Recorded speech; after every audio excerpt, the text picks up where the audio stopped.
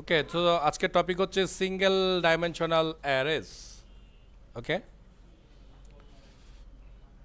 So প্রথমে আমরা একটু জানি অ্যারে সম্পর্কে, আমাদের কিছু জিজ্ঞেস করতে বলতেছে। তো বলতেছে single array variable can refer a large collection of data. যদি সহজ কথায় বলি, কথাটার মানে হচ্ছে এমন যে একটা ভ্যারিয়েবলের মধ্যে অনেকগুলো ডাটা আমরা রাখতে পারবো। তো এখানে বলছে often you will have to store a large number of value during the execution of a program. Suppose for instance that you need to read 100 numbers, capture their average and find how many numbers are above the average.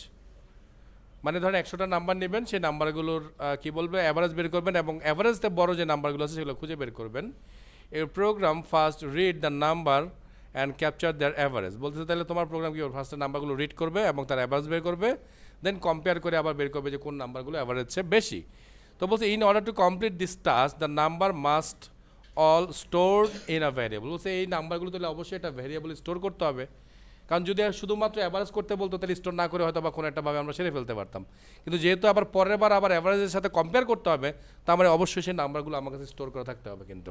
ওকে, তো বলছে you have to declare 100 variable and repeatedly write almost identical code 100 time. মানে বলছে একই রকম কোডই আপনাকে প্রায় 100 বার লিখতে হবে এবং 100টা ভ্যারিয়েবল ধরতে হবে যদি এই প্রোগ্রাম আপনি করতে চান। Okay, so write a program this way would be impractical, অবাস্তব হয়ে যাবে এটা। মানে 100 বার একটা মানে 100টা ভ্যারিয়েবল লেখা কোয়াইট টাফ, তাও একই রকম কোডের জন্য। So how do you solve this? তো বলছে কীভাবে আমরা এটাকে সলভ করব। তো এই সলভ করার জন্যই আমাদেরকে বলছে an efficient organise approach is needed.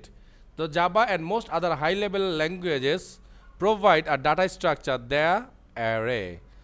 তা আপনারা হয়তো বা শুনেছেন যে ডাটা স্ট্রাকচার নিয়ে অনেকে লেখাপড়া পড়ে, সিএসসিতে যারা পড়ে তারা 100% দুই একটা কোর্স থাকেই এই ডাটা স্ট্রাকচার নিয়ে, এবং এই ডাটা স্ট্রাকচারটা মূললি ফোকাস অন অ্যারে। কারণ ডাটা স্ট্রাকচার মানেই আপনি অনেক ডাটাকে কীভাবে স্মুথলি ম্যানেজ করবেন সেই স্টাইলটা আপনাকে শেখাবে। সো আমরাও এই ডাটা স্ট্রাকচারে একটা ওয়ে আজকে শুরু করলাম, which store a fixed size sequential collection of element of same data type বা সেম টাইপ। এইটা হচ্ছে সবচেয়ে বড় শর্ত আমাদের এআরের জন্য।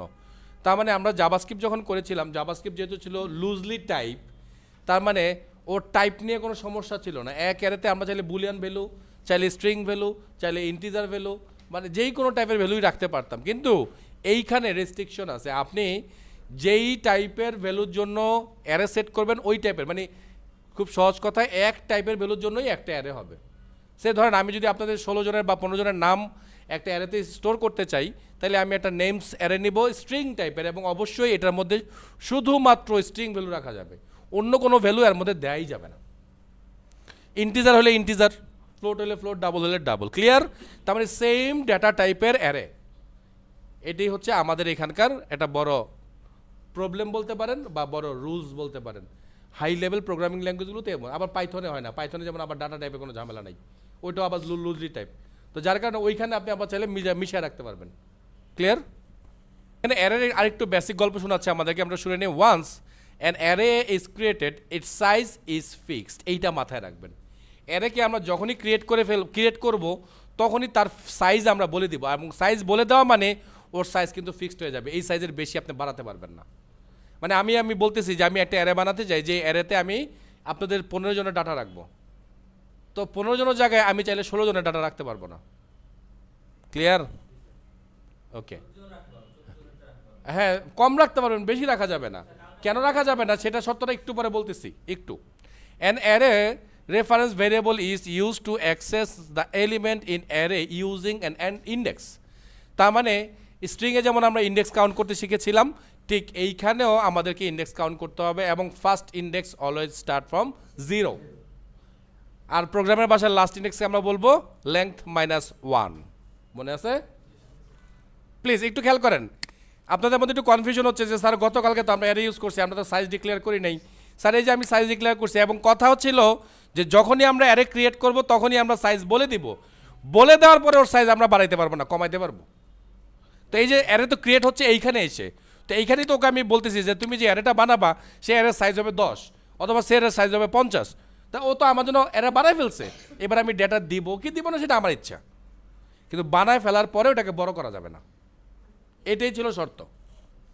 তো এই ঘটনার কারণটা কি, যে কেন এই যে এই সমস্যাটা তৈরি হয়, অ্যারের একটা বড় সিনট্যাক্স আছে, মানে অ্যারে যে তৈরি হয় তারও একটা সিনট্যাক্স আছে। সিনট্যাক্সটা কেমন, সিনট্যাক্সটা হচ্ছে এমন যে যখন আমরা একটা অ্যারেকে ডিক্লেয়ার করি, সে ও কি করে কম্পিউটারে খুঁজে বের করে, যে ধরেন আমি একটা বক্স আঁকতেছি, এটা হচ্ছে মেমোরি। তো অ্যারেকে যখন আমরা ডিক্লেয়ার করি, অ্যারে কি করে এমন জায়গাকে খুঁজে বের করে যেই জায়গায় আমার সবগুলো এলিমেন্টকে সে পাশাপাশি রাখতে পারবে, এক একটা এক এক প্রান্তে না কিন্তু। তার মানে এমন হইতে পারে যে এই যে 1 2 3 4 5 6 7 8 9 10টা, সো আমার অ্যারে সাইজ যদি হয় 10, ও খুঁজে বের করবে যে কোন জায়গায় পাশাপাশি এই 10টা অ্যারে রাখা যাবে এরকম জায়গা আছে, ঠিক ওই জায়গাটাকেই আপনাকে সে দিবে। তাহলে আপনি যদি 11টা রাখতে চান তাহলে সে জায়গা দিতে পারবে না। এই কারণেই অ্যারের সাইজ একবার ডিক্লেয়ার হয়ে গেলে সেটাকে আর চেঞ্জ করা যায় না, মানে সেটাকে বাড়ানো যায় না। চেঞ্জ করতে হলে আপনাকে লিখে আবার চেঞ্জ করতে হবে। সো আপনি যখন আরেকবার ডিক্লেয়ার করবেন তাহলে সে কী করবে, আবার ওরকম জায়গা আছে বা ওরকম স্পেস আছে, ওই জায়গাতে গিয়েই সে নতুন অ্যারে ক্রিয়েট করবে।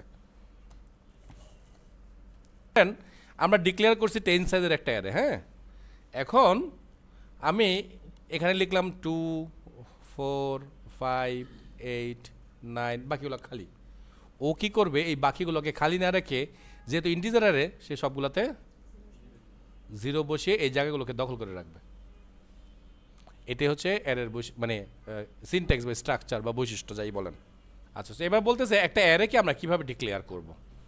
তো এখানে অনেক গল্প টল্প বলছে, এটা পড়ি, to use an array in a program you must declare a variable to refer the array and specify the array's element type here the syntax. তো বলছে এলিমেন্ট টাইপ, মানে কি টাইপের অ্যারে হবে সেটা আপনাকে আগেই বলতে হবে। সেটা হতে পারে ইন্টিজার, সেটা হতে পারে স্ট্রিং, সেটা হতে পারে কোনো অবজেক্ট। সো অবজেক্ট এখন আমরা চিনি না, সো এটা নিয়ে কথা বলতেছি না। সো আপাতত মনে করতেছি এটা একটা ডাটা টাইপ। দেন অবশ্যই আপনাকে এই চিহ্নটা দিতে হবে, মানে স্কোয়ার ব্র্যাকেট। দেন আপনাকে অ্যারের নাম বলতে হবে। সো একটা অ্যারে ডিক্লেয়ার হইল।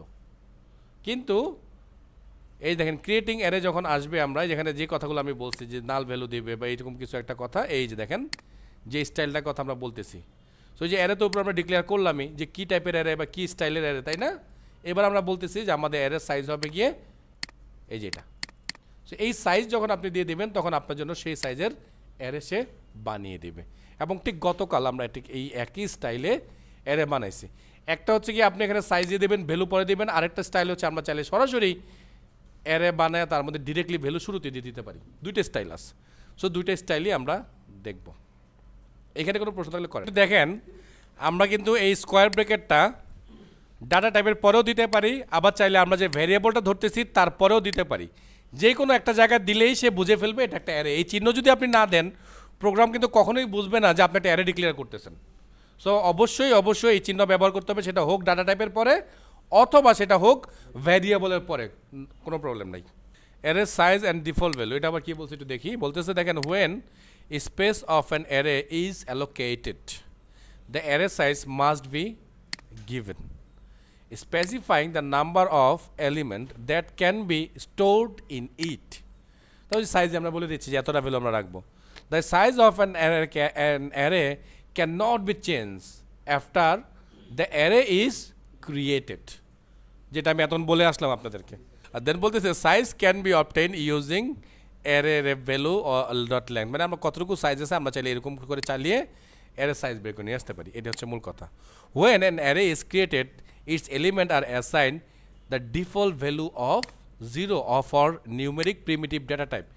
নিউমেরিক প্রিমিটিভ ডাটা টাইপের জন্য সবসময় সে দিবে কি 0, ক্যারেক্টারের জন্য সে দিবে এইটা, আর বুলিয়ান যদি হয় বাই ডিফল্ট সে দিবে ফলস। তার মানে আপনি ভ্যালু না দিলেও সেগুলোর মধ্যে কিন্তু এই ভ্যালু দিয়ে রাখবে, ডিফল্ট ভ্যালু দিয়ে রাখবে। ঠিক আছে। বলছে accessing an array element, array এলিমেন্টকে কীভাবে অ্যাক্সেস করতে হয়। তো বলতেছে the array element are access through the index. Index ধরে আমরা যাব, অ্যারে ইন্ডিকেট 0, মানে 0 থেকে শুরু হয় বলতেছে। সো আমরা যদি এরকম লিখি যে অ্যারেটার নাম, তারপর তার মধ্যে স্কোয়ার ব্র্যাকেট, আর এই মাঝখানে যদি আমরা ইন্ডেক্সের ভ্যালুটা দিয়ে দিই, ওই ভ্যালুটাকে আমাদেরকে সে দেখাবে। যদি আমরা দিই 3 তাহলে 4 নাম্বার ভ্যালুটা মানে 3 ইন্ডেক্সের 4 নাম্বার ভ্যালুটা আমাদেরকে দেখাবে। এইটা আরেক টাইপের অ্যারে দেখেন, মানে ওইটারই, এটাতে আবার সাইজ বলতে হয় না, কিন্তু মানে মানে কি বলে আমরা সাইজ ডিরেক্টলি না বললেও ঘুরায় পেঁচে সাইজ ওকে বলে দিই। যেমন এলিমেন্ট টাইপ, ভেরিয়েবলের নাম, দেন সেকেন্ড ব্র্যাকেটের মধ্যে যতগুলো ভ্যালু দরকার আপনি শুরুতে সব ভ্যালু দিয়ে দিবেন। তো দিয়ে দিলে তো সে গুনেই ফেললো যে আমার কাছে কয়টা ভ্যালু আছে, সাইজ কটা দরকার সে আগে থেকেই নিয়ে নিবে। লাইক দ্যাট বলতেছে আমরা চাইলে এইভাবেও ডিক্লেয়ার করতে পারি। ঠিক আছে, প্রসেসিং এন অ্যারে। তো একটা অ্যারেকে প্রসেস করা মানেই আপনাকে লুপ ইউজ করতে হবে। তো আপনি যদি ফর লুপ ইউজ করেন সেটা ভালো, আর ফরের মধ্যে একটা স্পেশাল লুপ আছে ফর ইচ লুপ, সেটা আরও বেশি ভালো। মানে ফর ইচ লুপটা স্পেশালি অ্যারের জন্যই বানানো। ঠিক আছে, তো এটাকে আমরা প্রসেস করব। এখানে আমাদেরকে অনেক স্টাইল বলতেছে, এইটাকে আমরা প্রসেসটা দেখব। সো মোটামুটি বেসিক অ্যারের তত্ত্বটা আপনাদের সাথে আমি শেয়ার করে ফেললাম। এবার আমরা প্র্যাকটিসে চলে যাব। ওকে।